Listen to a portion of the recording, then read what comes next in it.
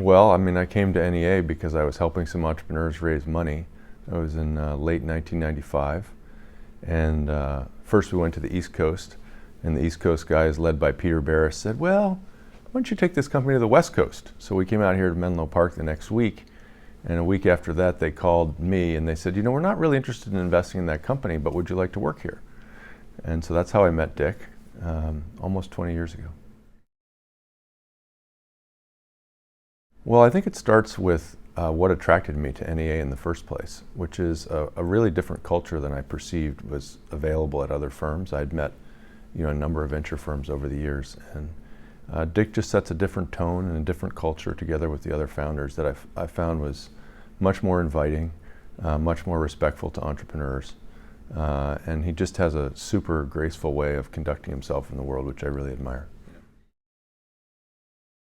Dick, despite being now 80 years old, is among the most open-minded people I've ever met. And he just approaches everything with a fresh perspective, which I think is invaluable to investing. As soon as you start assuming things aren't possible, then you lose big opportunities. Well, I mean, I think Dick has been impactful in terms of starting NEA. I don't think NEA would exist or be what it is today without Dick, certainly. And he's, you know, of course, as the managing general partner for 25 years, figured out how to help this organization be one of the biggest and best firms in the world.